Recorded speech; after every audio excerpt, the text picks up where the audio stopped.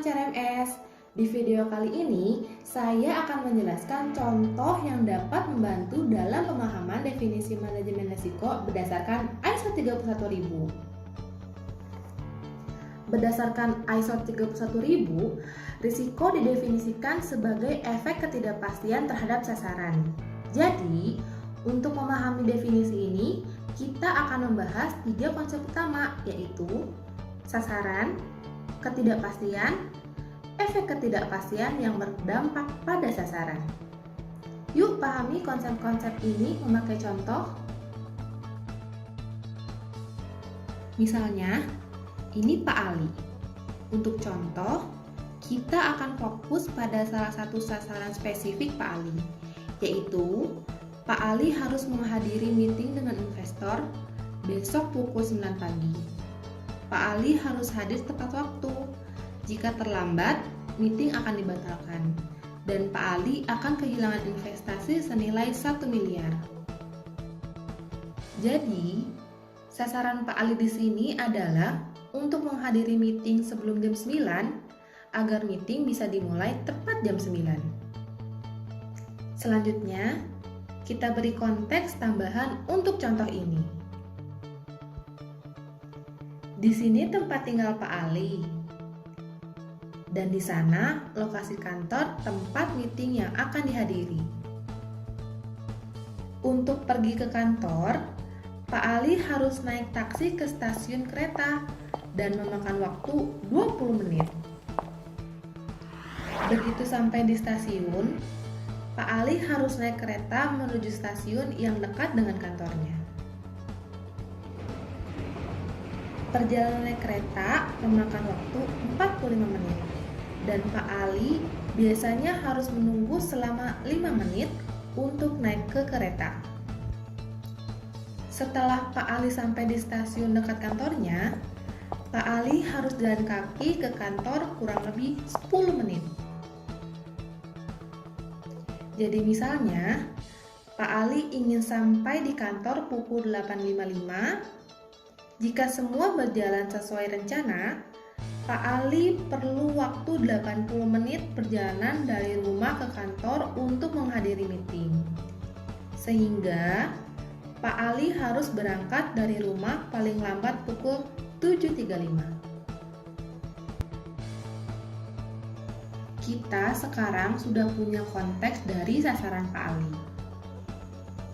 Mari kita bahas konsep kedua dari definisi risiko, yaitu ketidakpastian. Karena meeting ini sangat penting untuk Pak Ali, maka Pak Ali perlu mengelola berbagai risiko yang dapat mengakibatkan tidak bisa sampai ke kantor untuk meeting sebelum pukul 9. Untuk memahami risiko, pertama, Pak Ali perlu memahami berbagai ketidakpastian dari konteks ini. Agar contohnya sederhana, berikut ini 4 ketidakpastian yang perlu dipertimbangkan oleh Pak Ali. Apakah Pak Ali bisa bangun tepat waktu dan siap naik taksi ketika taksinya datang? Apakah taksi bisa datang tepat waktu dan sampai ke stasiun dalam waktu 20 menit? Apakah kereta dapat beroperasi tepat waktu dan sampai ke stasiun tujuan dalam waktu 45 menit?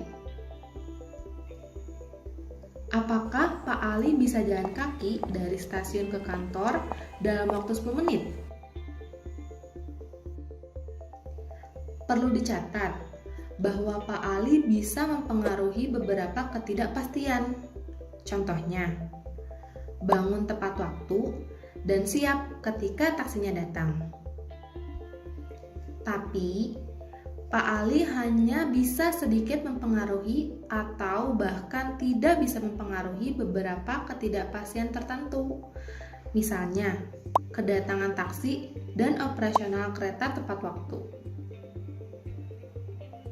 Terlepas dari pengaruh Pak Ali terhadap ketidakpastian, Pak Ali masih harus mempertimbangkan ketidakpastian untuk mencapai sasarannya, yaitu sampai ke tempat meeting sebelum jam 9. Sekarang, mari kita pahami konsep efek ketidakpastian.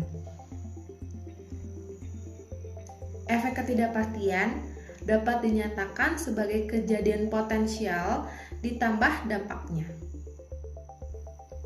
Yuk kita lihat setiap ketidakpastian menimbulkan kejadian potensial apa dan bagaimana dampaknya. Agar lebih sederhana, kita akan bahas satu kejadian potensial untuk tiap ketidakpastian.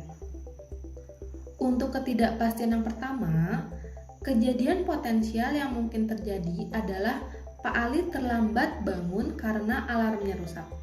Dampaknya, Pak Ali belum siap ketika taksinya datang, sehingga tidak bisa sampai ke tujuan tepat waktu untuk meeting. Untuk ketidakpastian yang kedua, kejadian potensial yang mungkin terjadi adalah terjadinya pemogokan para pekerja taksi sehingga taksi yang dipesan Pak Ali tidak datang menjemput. Dampaknya, Pak Ali tidak bisa melakukan perjalanan untuk hadir di meeting. Untuk ketidakpastian yang ketiga, kejadian potensial yang mungkin terjadi adalah kereta mengalami delay akibat cuaca buruk. Oleh sebab itu, Pak Ali tidak bisa sampai ke stasiun tujuan tepat waktu dan meeting pun tertunda atau batal. Untuk ketidakpastian yang keempat, kejadian potensial yang mungkin terjadi adalah akibat ada demonstrasi politik, beberapa jalan sekitar kantor Pak Ali ditutup. Akibatnya, Pak Ali harus mengambil rute yang lebih panjang untuk menuju kantor, dan hal ini dapat membuat Pak Ali terlambat hadir di meeting. Sekarang, mari kita simpulkan contoh ini dengan menyatukan 3 konsep definisi risiko. Untuk memahami risiko, sangat penting bagi kita untuk memahami sasaran dari subjek, bisa individu, organisasi, proyek atau produk, dan lain-lain. Selanjutnya, kita harus paham konteks subjek tersebut, dan dari situ kita identifikasi ketidakpastiannya. Setelah mengidentifikasi berbagai ketidakpastian, kita bisa identifikasi efek dari setiap ketidakpastian tersebut terhadap sasaran, yaitu kejadian potensial dan dampaknya, yang mana merupakan kunci dalam mendefinisikan risiko. Itulah contoh yang dapat membantu dalam pemahaman definisi risiko berdasarkan ISO 31000. Tulis komentar dan feedback kalian di kolom komentar ya. Thanks for watching.